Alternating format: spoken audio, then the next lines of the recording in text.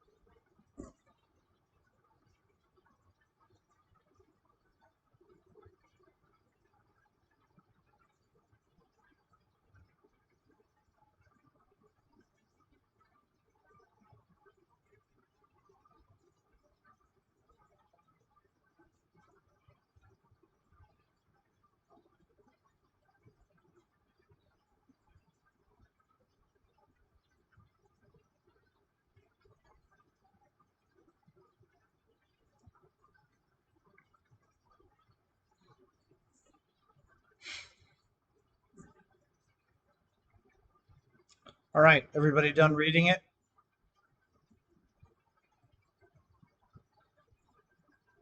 Yes? Yes. Welcome, Joshua. All right, I'm going to assume you have. And let's start there. What exactly is Smith saying? What is Smith's position?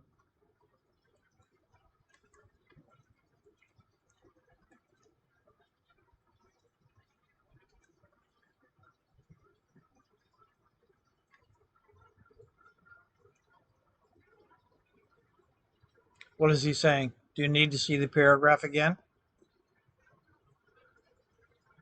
Yes, I didn't quite finish. Okay.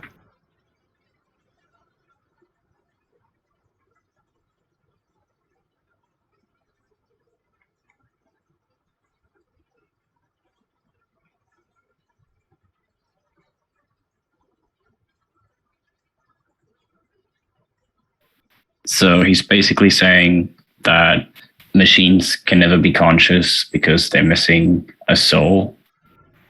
Yeah. That's a less complex way of saying it, but it works.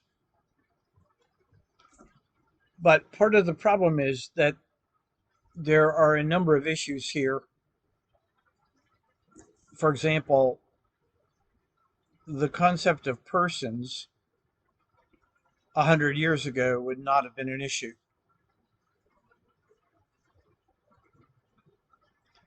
And I'm sure the question is, well, why? Well, the answer is for a number of different reasons.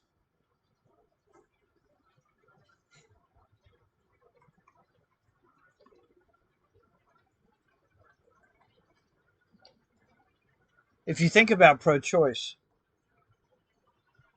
the initial objections to abortion were on the grounds that it's human. If it's human, therefore it's murder.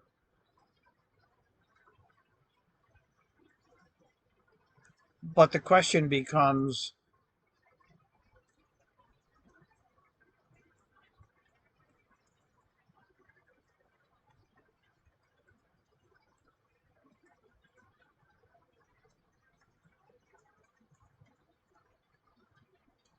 is it human or is it human like?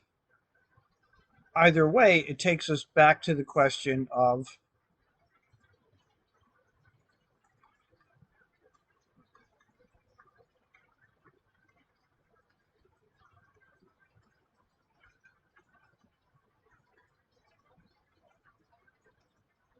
with pro choice,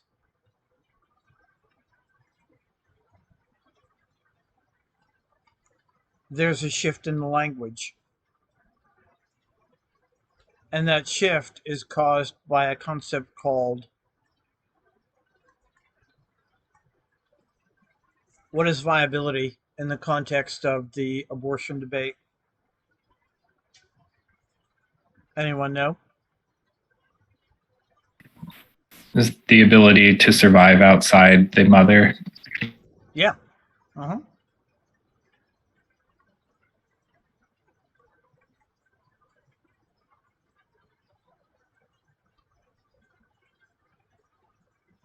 That it will be able to sustain itself,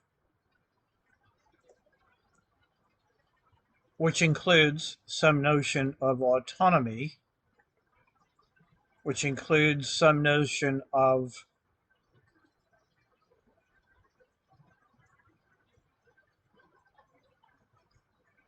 self-awareness. Make sense?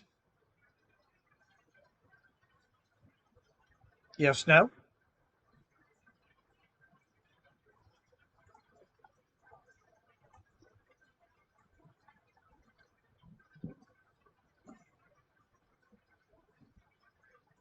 So the modified position that we've been working with is that until there's a heartbeat,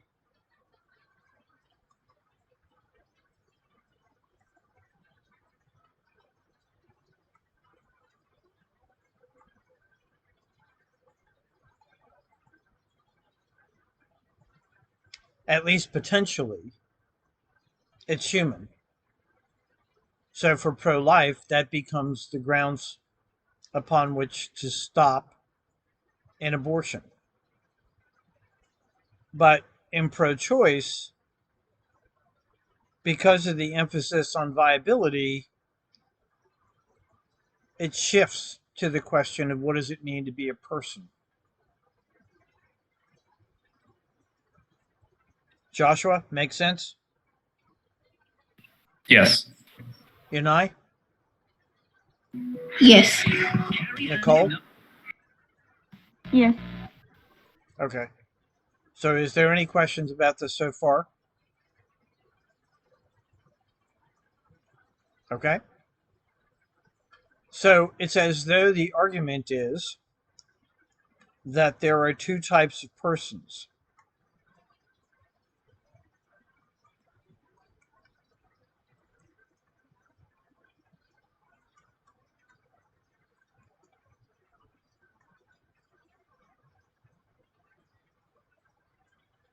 So when you hold open the possibility that something that is not human can be a person,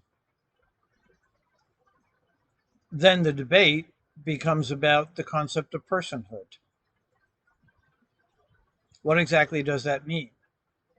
So instead of answering the human question or being unable to, we've created another problem. So theoretically,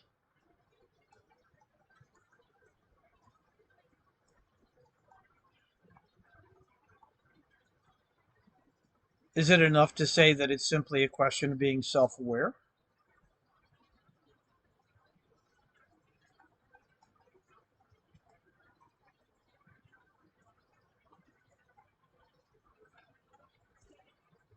Does it have to be able to be aware of others?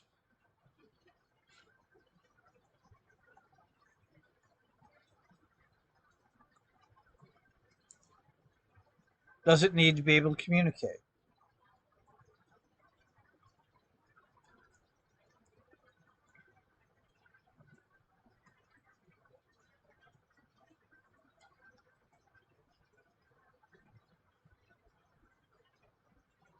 One of the arguments is to simply say, look, for it to be a person, it's got to be a biological life form. It cannot be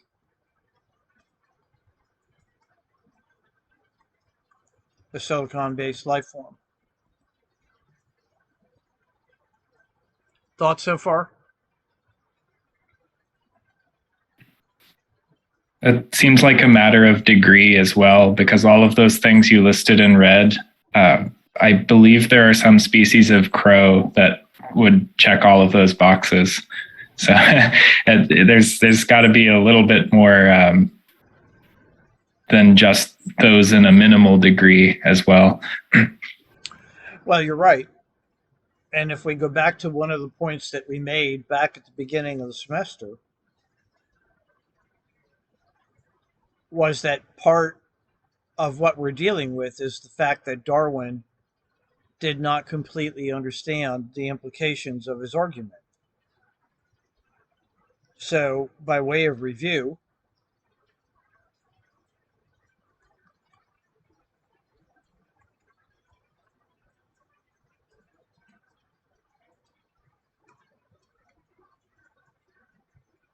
as complexity increases, instinct diminishes. The place of instinct is taken by consciousness.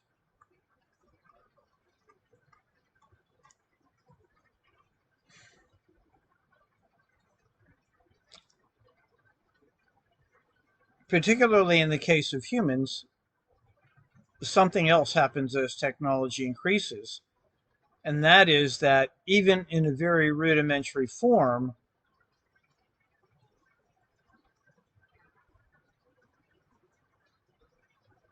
so a chimp that has learned to throw a coconut at a rock,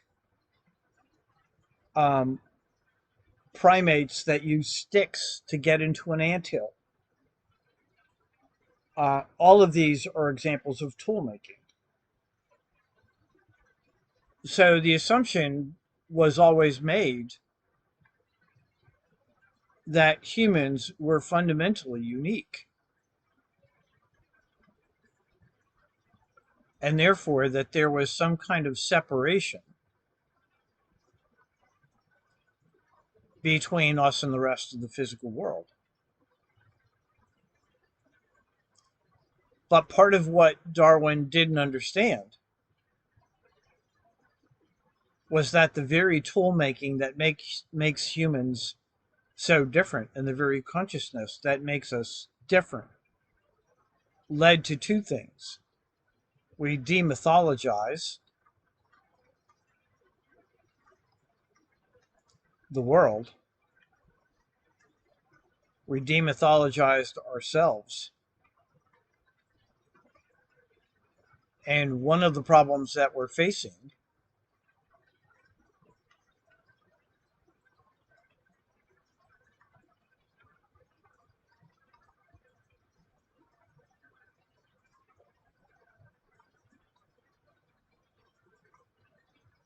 we've lost a sense of uniqueness.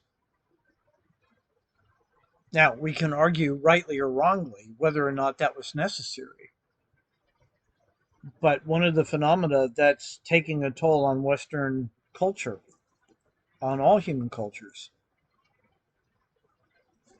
is that the loss of a sense of uniqueness has made the human question even more difficult.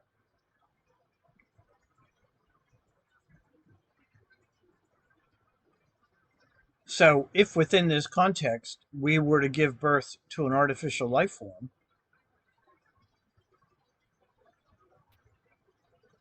what are we going to do?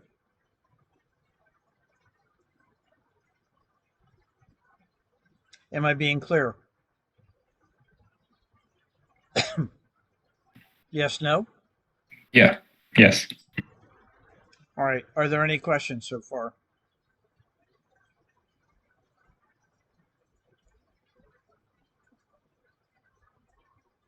Okay.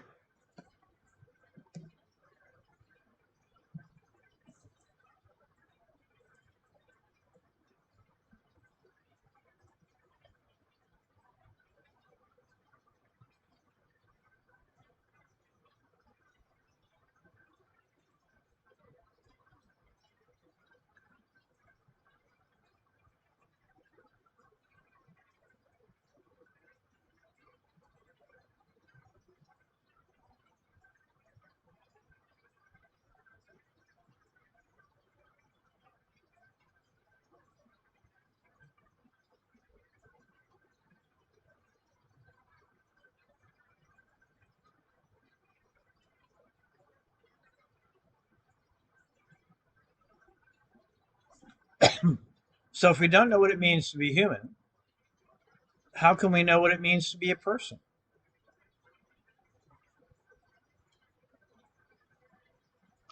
So when Smith talks about sentient property,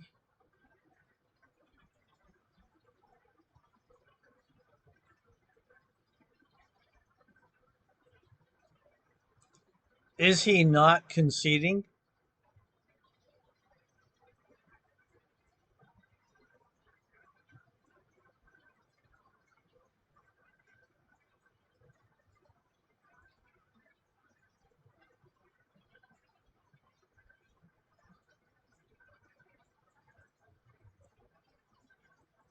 that other life forms are self-aware?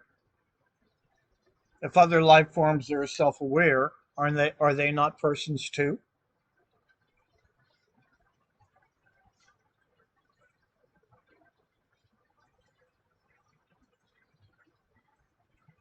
And now it gets even more complicated because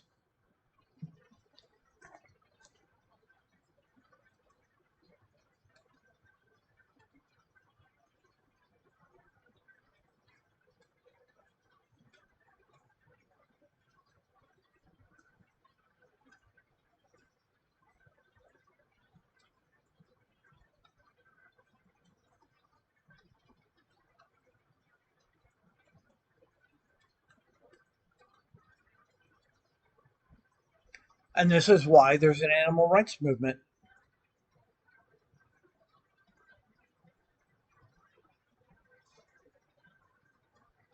So if you want to make the case that a dog is sentient,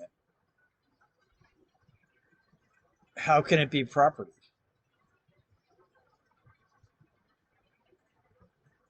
Isn't this the same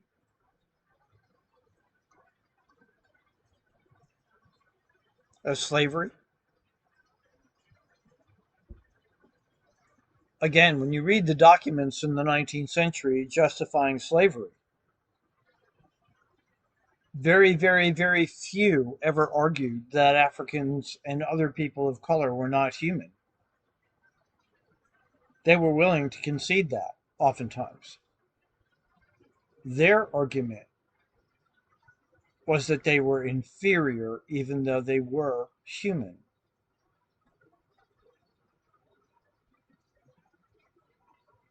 So what do all of you think about this?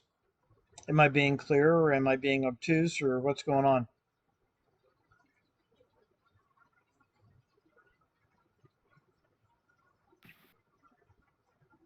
All right, let's see who's here. Johannes, what do you think? I mean, I get what you're saying, but it's kind of a difficult question. Like, I don't know what to think about that. Those are some difficult questions. Mm-hmm. Well, intentionally so. Because when you look closely at all of these questions,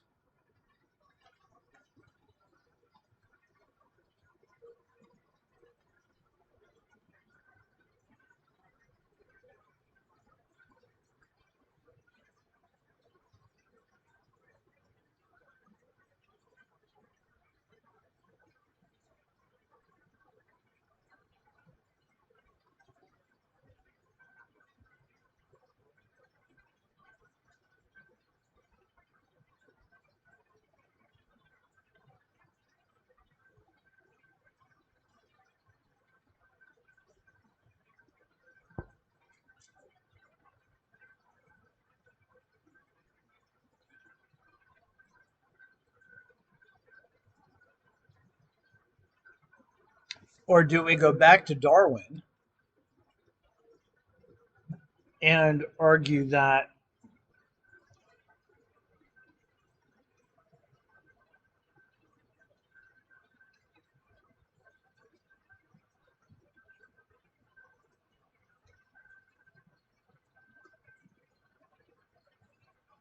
personal rights increase as consciousness increases? So a goldfish has fewer rights than a cat, and a crow has more personal rights than any other species except humans, since in theory crows are very human-like in their knowledge. But wouldn't that require a way to quantify the consciousness? Well, and that's in fact what a lot of people are trying to do.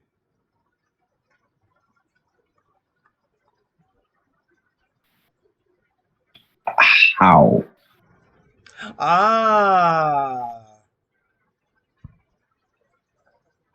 How can you Because quantify it if you don't know what it is? yeah, because it feels like either you are conscious or you're not. But clearly there's more to it. But like the Well, question go ahead. is, if you have like, let's say there are two species that like have like the minimal requirement for consciousness, but their conscious is like different to like the same level.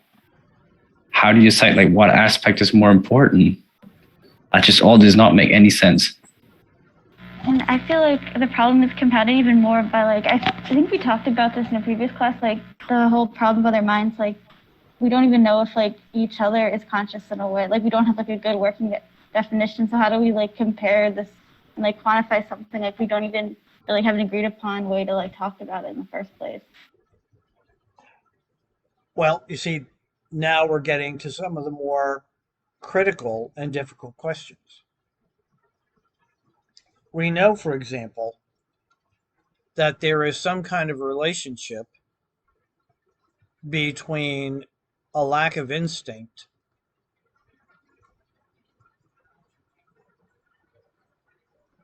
and the presence of consciousness.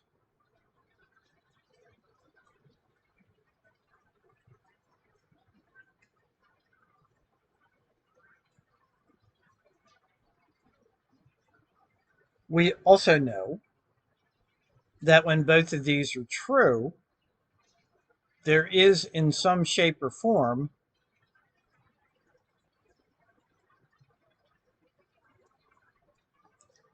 a neocortex. I put it in quotes because in life forms other than humans, it's usually called by another name, but it's the same thing. We also know that the more complex the organism is, the more conscious it appears to be, the more complex the neocortex. So crows, for example, have a complex neocortex. The human neocortex is even more complex because it has 6 layers. But our neocortex is not the most complex. There's a species of dolphin. The name of the species escapes me at the moment, that has an even more complex neocortex than we do. And some people have argued, well, because of the neocortex,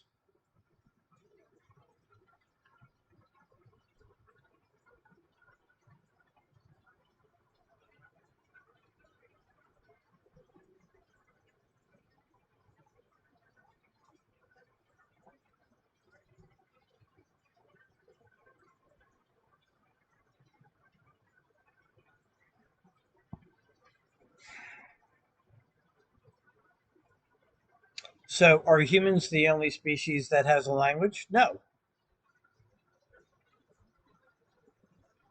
But we're the only species that appears to have a complex language that is governed by some kind of rules. We appear to be the only species that has a written language.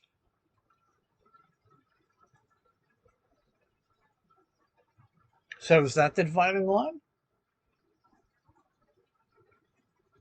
Or is it the predominance of logic and reason? And people used to say, oh well, no other species can make tools. Well, we know that's not true. We make the most complex tools, but other species have tools. The move that's being made with AI is to link the neocortex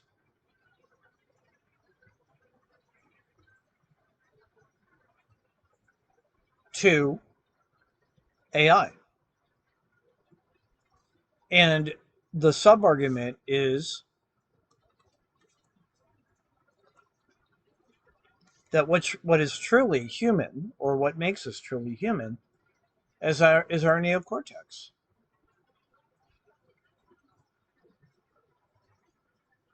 Which presumes that we engage the world logically and rationally.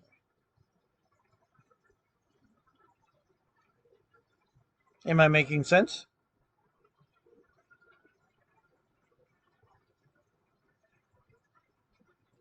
Nicole? Yeah, it makes sense. I was just thinking about it. Okay. Josh, what do you think?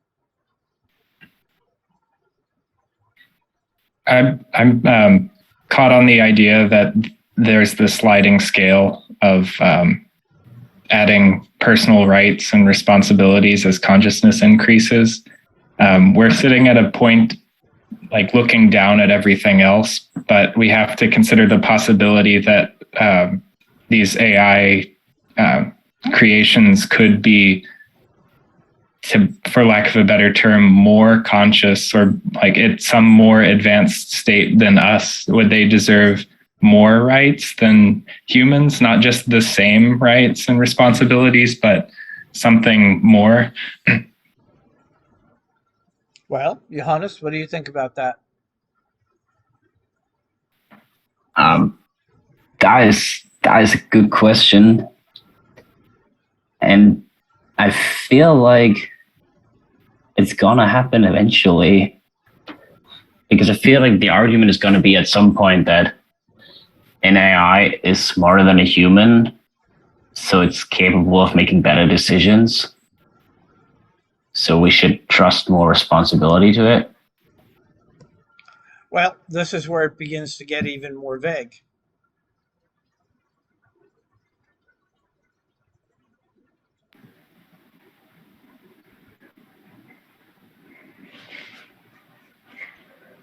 Sorry to interrupt, but just going off of like what we were talking about, like in a way, like when you look at technology, it kind of already has like its own language. Like when you think of like binary, like the binary code, like ones and zeros, it's kind of like their own personal language. I think that we shouldn't delegate like too many like more rights than us as like humans or like living things, because of course like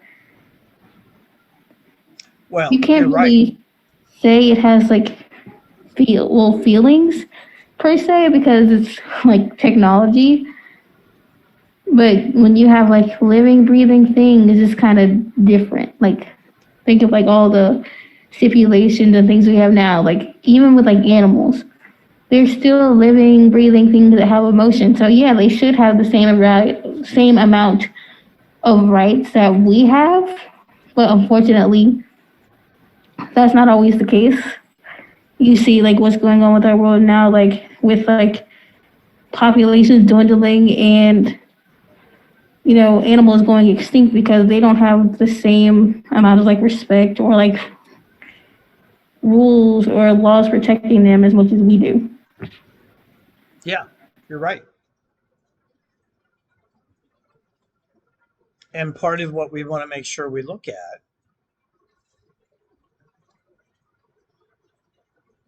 do we know what a good decision is? Go back and think about Frege and Lull and Boole.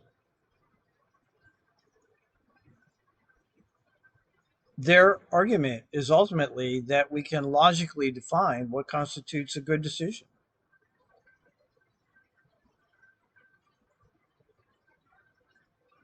But is it always the case that a good decision is a function of logic? In part, AI is relying on the answer to that question being yes.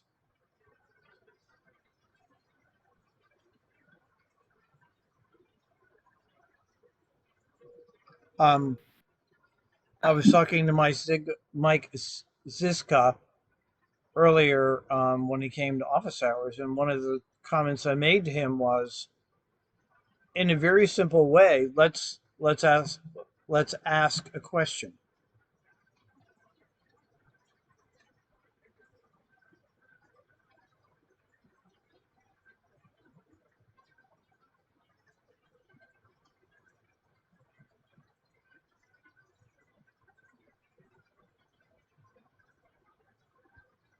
I don't think we know the answer. We know that in very general terms, there are three types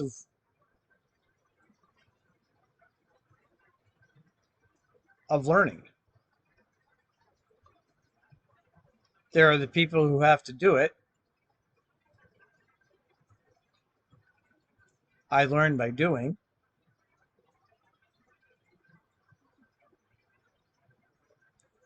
I learn by listening.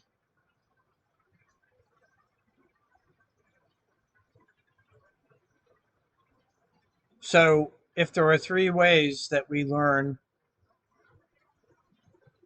and some of us are different combinations,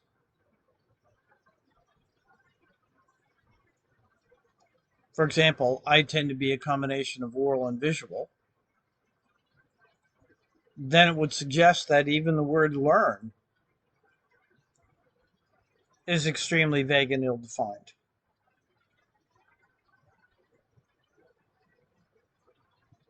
So to me, it's interesting when we talk about a neural network, we talk about a process called weighing.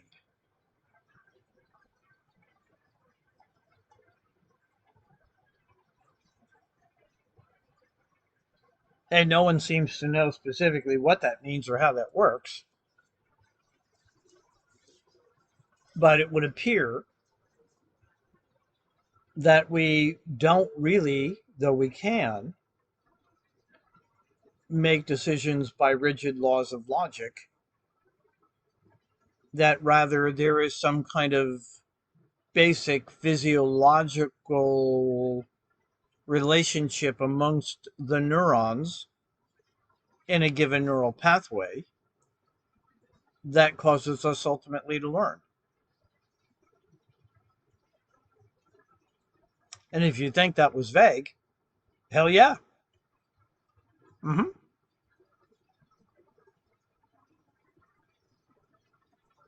So theoretically, if we had a pair of identical twins, and we taught them both the same data, despite identical genetics, we can't guarantee that they're going to learn the material the same way, because there's no guarantee that their neural network system is going to work the same way.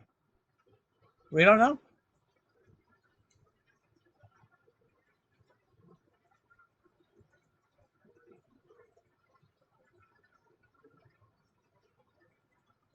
This much is clear. The argument used to be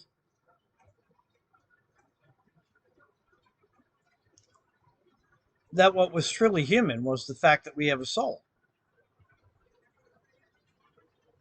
Well, at least in the scientific world, we left that concept back in the 17th century. And if you're working in any form of the sciences right now, and you want to argue that it's the soul that makes you both a human and a person, you won't have a job very long.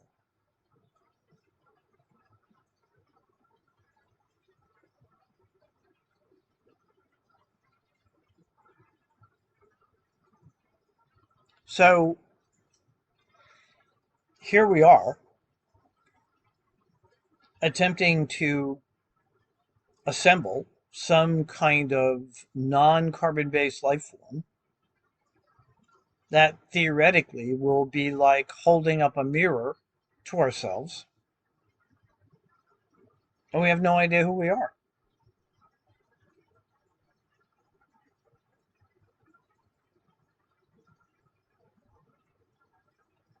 So, in the movie Ex Machina, what happens precisely because they fail to anticipate the fact that a silicon life form with a sense of self can manipulate humans. And by the way, there's another problem here too. Anyone want to guess what it is?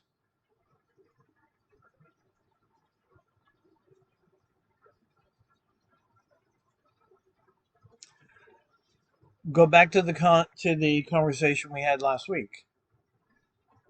What if consciousness is just the ghost in the machine?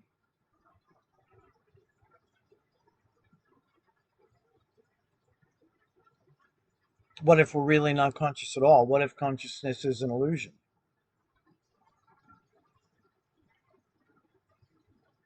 We don't even have empirical data that would allow us to dismiss any comment like that out of hand. So if we go back to the comment about demythologizing our view of the world, at least at some point in his life, Darwin still believed in a soul. Darwin believed for most of his life that the mind was distinct from the brain.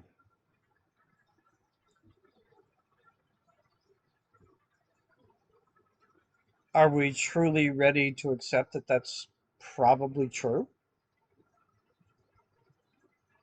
I don't know.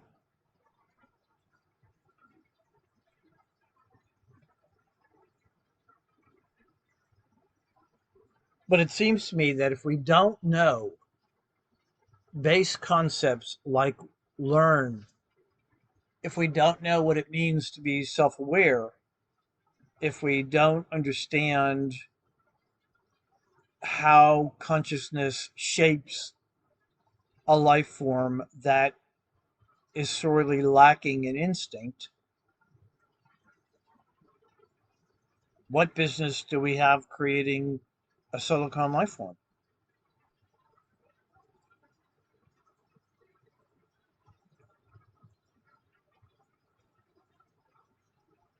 What do you think?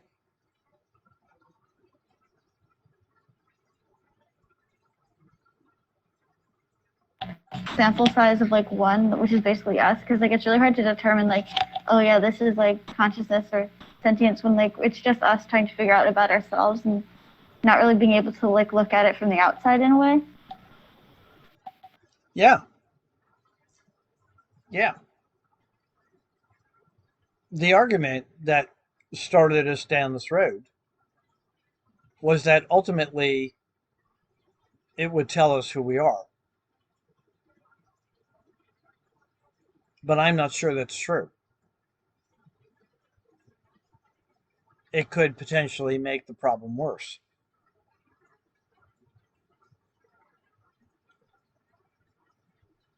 So if we look at the movie Ex Machina,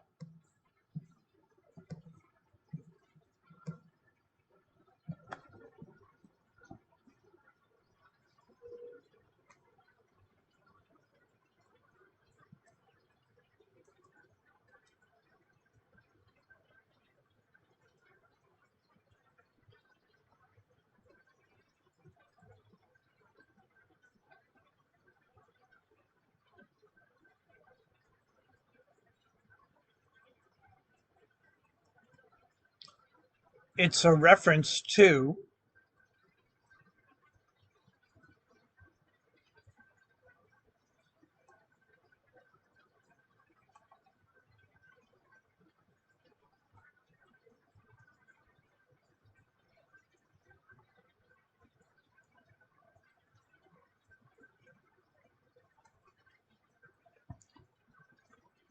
in the time of Shakespeare, the plays became so complex that there was no way to end the plot.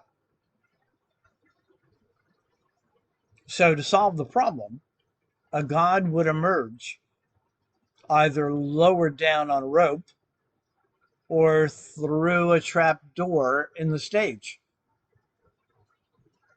And the god would make a decision about how the play would end. You die, you get the girl, you get the guy, you get the horse.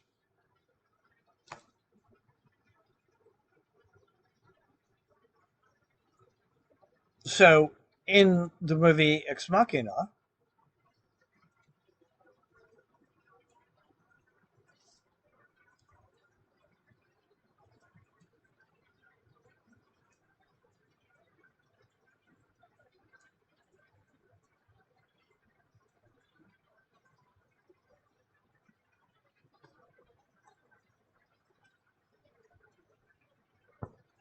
so I'm not going to tell you about the whole movie because you are going to watch it. It's based on the Turing test.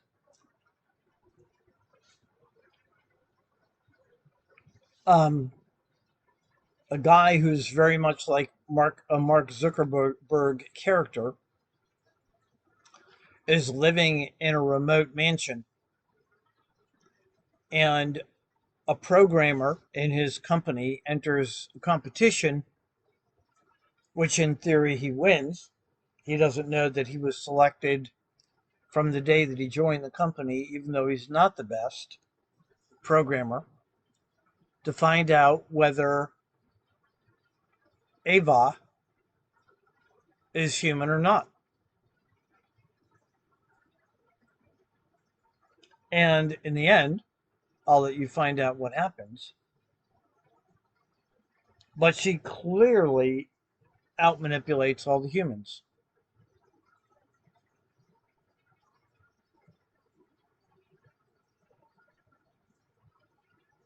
So my point is that if we can't answer basic questions,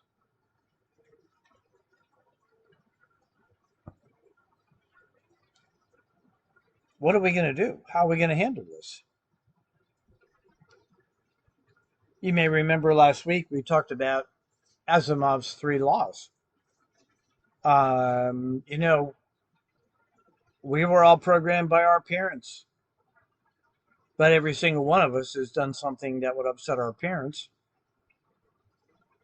So what makes us think that programming a robot to not hurt us is going to result in not hurting us?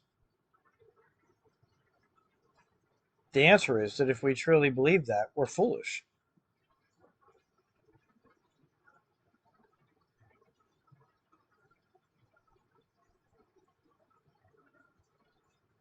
There is nothing that says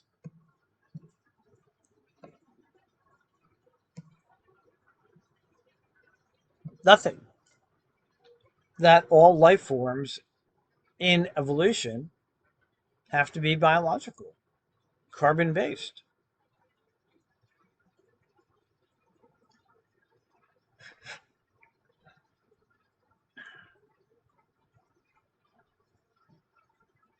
If it's going to inherit its patterns of seeing the world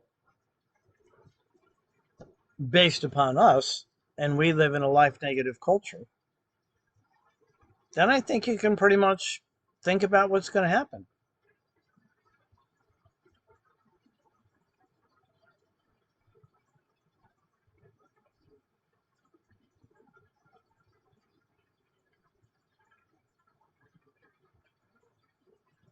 So, one of the points that I want to suggest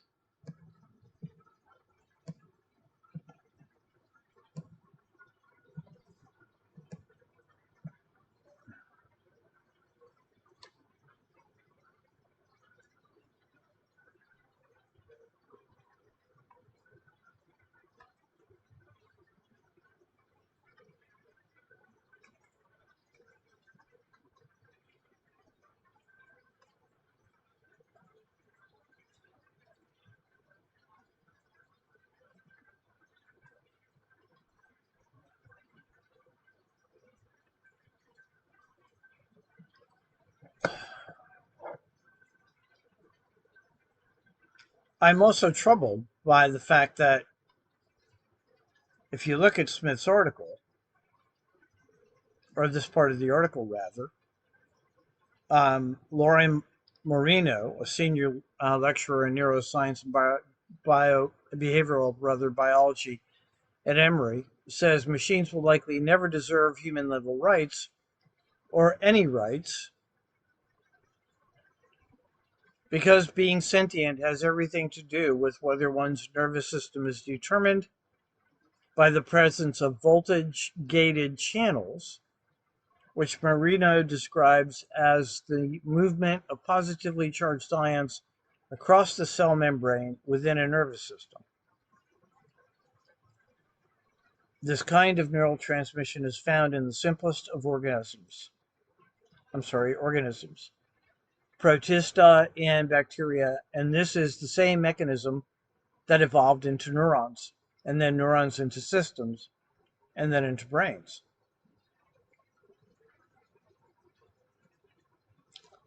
And then, in contrast, robots and all of AI are currently made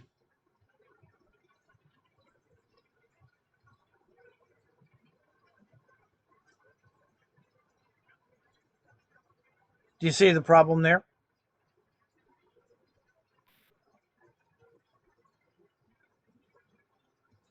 Yes, no? This particular example seemed to me to be the most ridiculous form of what did the reading call it? Substrate chauvinism that I'd ever read. To define it by a specific kind of ion channel, that just seems absurdly limiting. Well, I think another way to put it is that it's grasping at straws.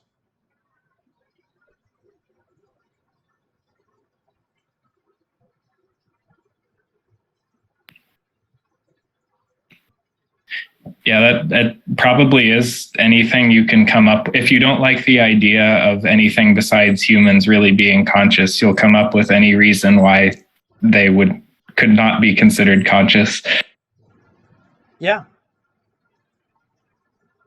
Which sounds eerily like the 19th century, saying that people of color can't be fully human because they're not white. It's the same logic.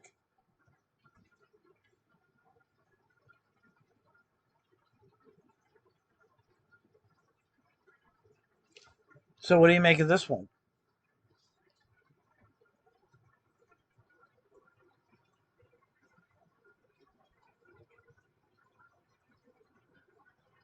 I don't know why it's not highlighting. Here we go. Yeah, that's another. I mean, I'm just giving my own opinion here, obviously, but this is another one of the examples of substrate chauvinism, saying it has to be biological matter. And I do have to wonder if Hemmeroff here would change his tune if we came up with an AI that was like biologically based. There's some work in like neuronal computers, like biological computers that are built in the same sort of like logic gate type way as silicon computers, but using neuron-like features that are biological. I wonder if we built something like that, if you would change the definition again. Well, potentially so. What I find most interesting about that line of argument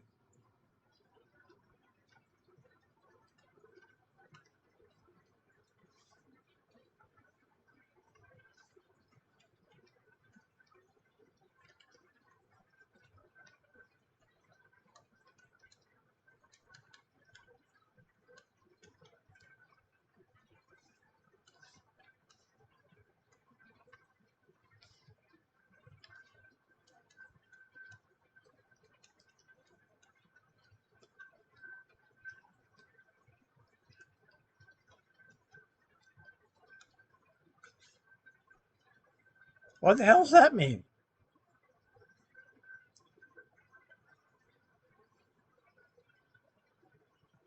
You see my point? This by itself is pejorative. And it makes an assumption that there are two types of intelligence.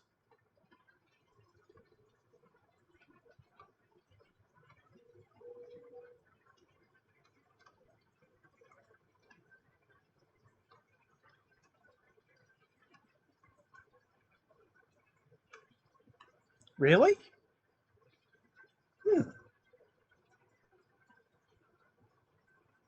I don't know about that. Do you all see my point? Yes. Nicole? Or grasping at straws. Yeah, we are. Yeah, Nicole, what do you think? Yeah, I mean that makes sense. It just seems like we're kind of just like pushing the finish line like further every time something happens in artificial intelligence. Like we're like, oh, it's this, and then as soon as that's achieved, we're like, oh no, it actually has to be this. Yeah. Yeah. So what do you think when we look at this phrase non-computational? What do you think about that phrase would bother me the most in terms of everything we've said so far this semester?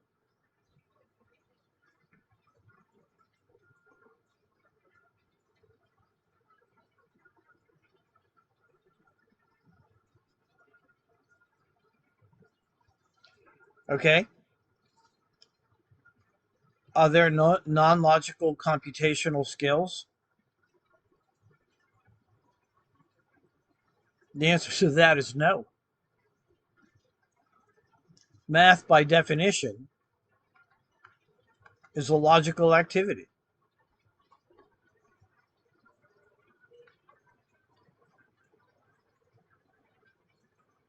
So, in some sense, non-computational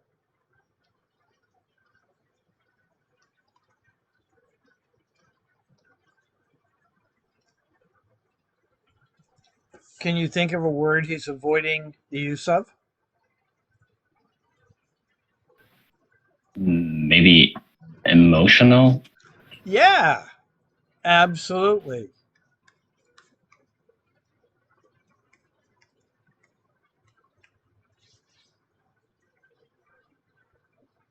So, why are we avoiding the word emotion? Well, usually if somebody is doing stuff just out of emotion, it's considered wrong.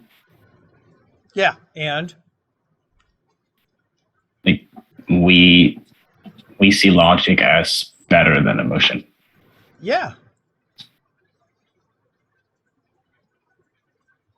So, anytime we exercise emotion,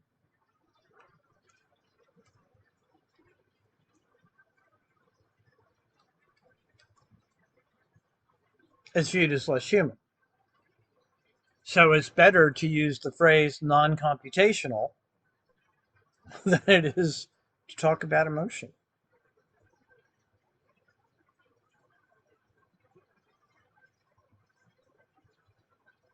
But just as unsettling as emotion can be, what's left if emotion is gone? So I'm thinking, for example, that I didn't have time to find it, but there's a great Star Trek Next Generation episode in which Data gives a concert. And at the end of the concert, he asks Commander Riker how Riker enjoyed it. And Riker asked Data a question, and Data said that he used the style of 5 well known violinists and combined them all together. And Riker's response back was, Data, that's not creativity. That's not creativity, Data. That's a mathematical analysis. And the point that I'm making is that the essence of creativity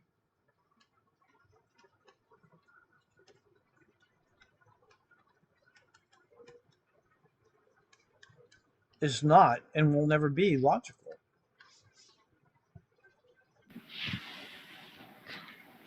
It's funny you bring that up because that's kind of one thing I've always thought about throughout this whole class, like especially when we were talking about like what makes us human and things like that. I'm like, even if it does come to the point where there's literally only technology left, like it's not going to be on the same level because you can't, a computer can't, doesn't have that type of like emotional ability as far as yet to like especially like when it comes to like writing poetry, writing a song, like the emotion that people put into that, or like when they make art, the emotion that they put into that, that's something that can't be replicated.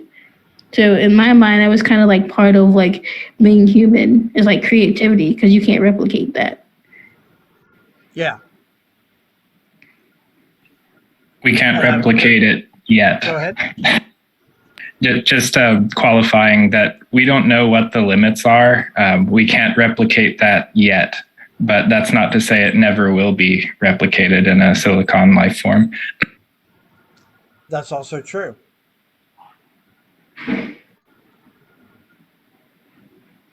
But that takes me back to the comment I made to you earlier. If in fact a neural network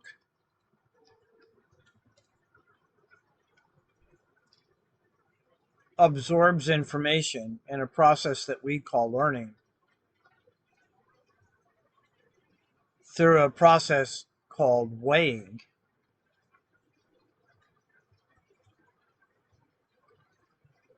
I can't promise you that we're never going to learn what weighing is or how it affects the overall human being. But part of that, it seems to me, comes down to understanding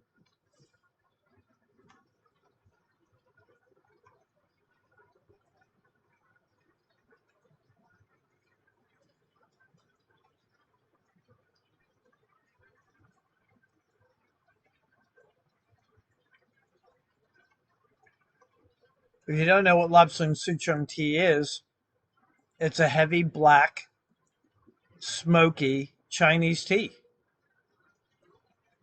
Most people don't want to get within 10 feet of it. I absolutely love it.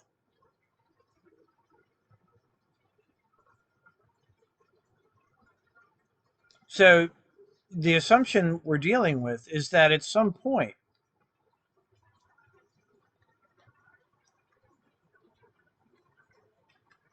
even spontaneous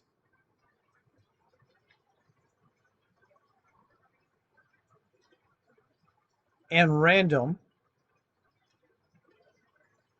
choices and actions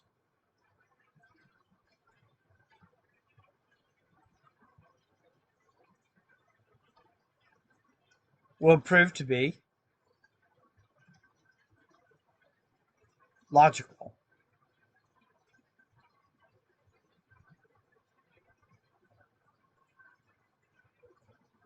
Or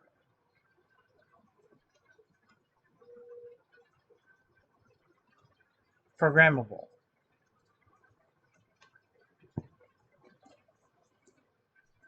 Maybe. I don't know. A lot of these things might be speculative, whether we will understand X or Y, but the premise of a conscious mind seems like it already has been invented, so to speak. Like we have firsthand evidence, like it works for humans. If it can be done in humans, it can be done on another substrate, is the ultimate logic behind my several points tonight. Well, I'm not surprised, given what I know about you. And you could be right. As someone who once shared that belief, I am far less sure about that now. For example,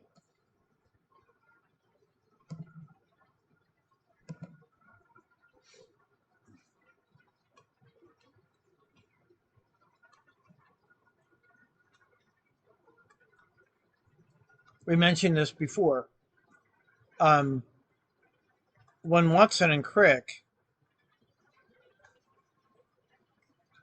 did their work on the basics of genetics, the assumption was that your genetic code was relatively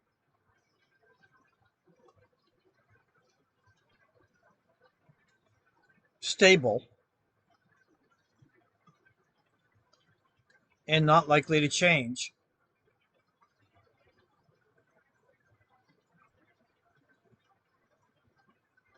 unless a recessive gene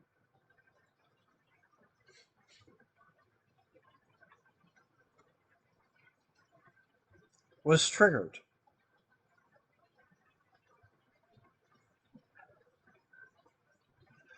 So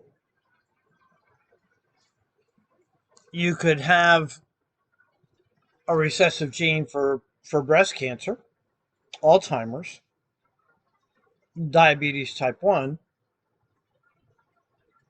and unless something intervened or triggered your genetic code to make that recessive gene suddenly dominant, your code was your code for your whole life. Well, we know in a body of research called epigenetics that this is not true. That in fact,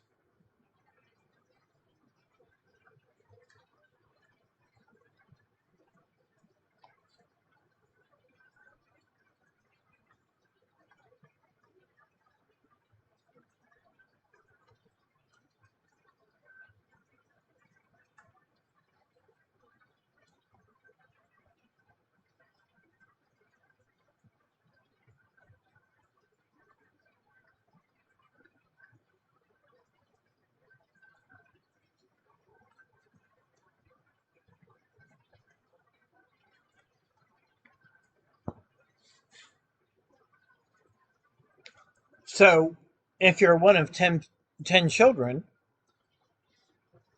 or let's put it this way, in my family, I'm the oldest of 5, sort of the unwritten joke was what happened to me because I'm so different. Well, the reality is that we're all different. And the reason we're different is because the genetic code of our parents was different at the moment of conception.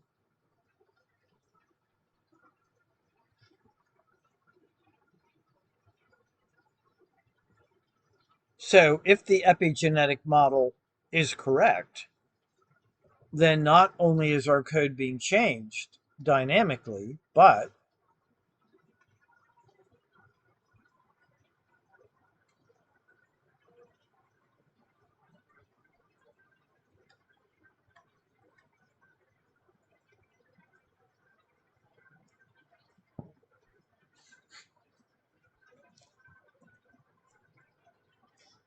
and we know that trauma modifies, changes the way the human brain works.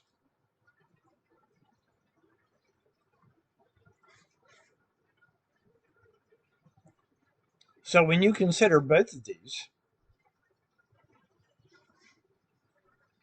we don't even have a baseline by which we can determine what is normal. We have no idea.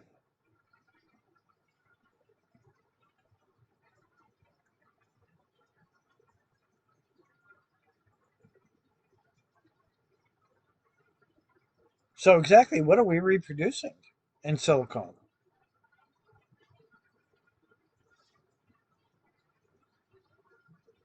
And further, what do we do if a silicon life form's neural system becomes traumatized?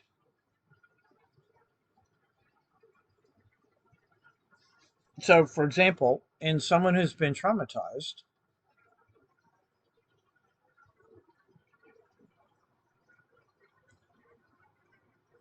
there's a considerably higher level of dopamine running through their body all the time. Dopamine has an incredible impact on the human body. along with cortisol, it shuts down your immune system. It shuts down most of your digestion. It makes you retain fat. It makes you nervous. And those levels of dopamine and cortisol will affect the functioning of your body. And if epigenetics is correct, it'll change your code.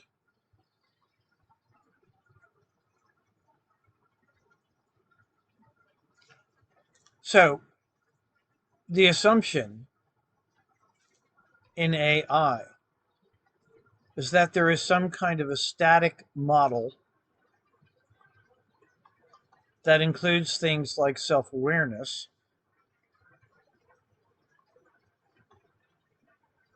consciousness,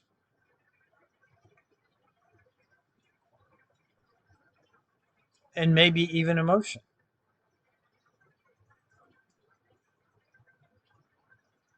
Logic, reason.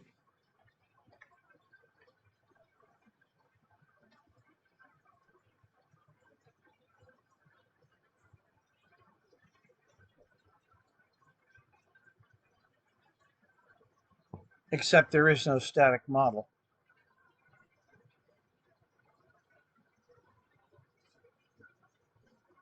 So, in the absence of a static model,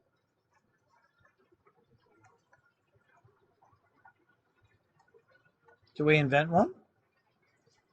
Is that what this is about?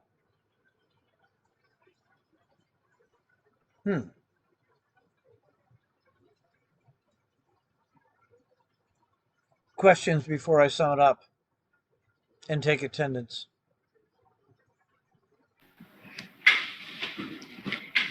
It's just kind of interesting. I don't know if you guys are Marvel fans, but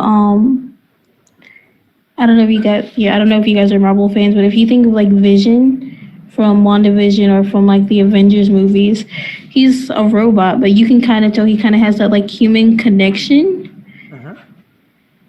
So it kind of makes me think of that like some like when he talks or like when you like hear him or like see the way that he acts, it's kind of like he's not fully aware of that emotional connection, but you can kind of like that emotional feeling, but you can kind of tell like he can make like connections, especially like with Wanda. Like you can tell like he has that kind of soft spot for her rather than other people to kind of get that emotional aspect, but he's not fully aware. So it kind of makes me think of that a little bit.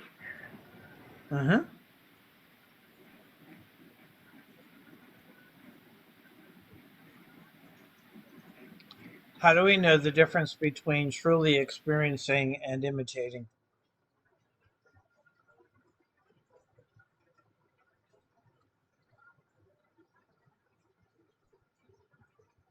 If you've ever been in a business environment and you go to a networking event, people will pretend that they are absolutely in love with you.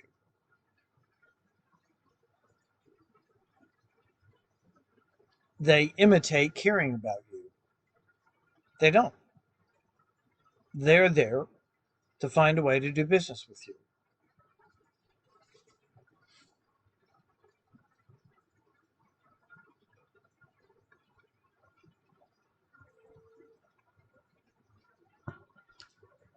But there's a difference between truly having the emotion and emulating the emotion.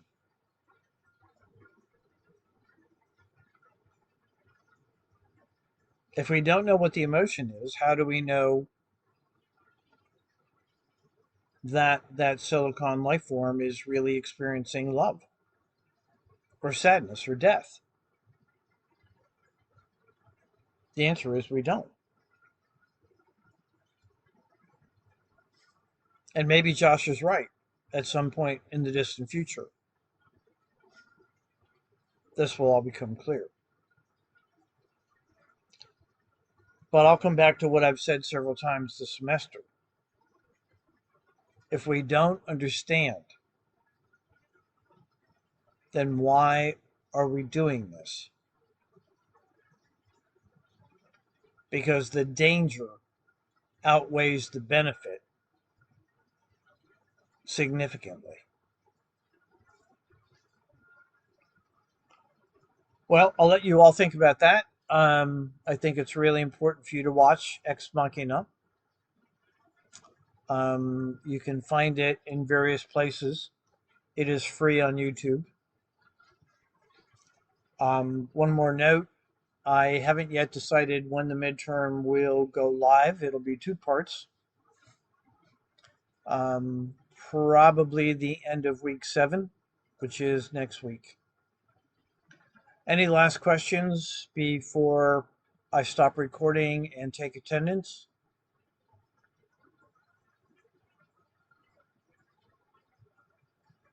Okay.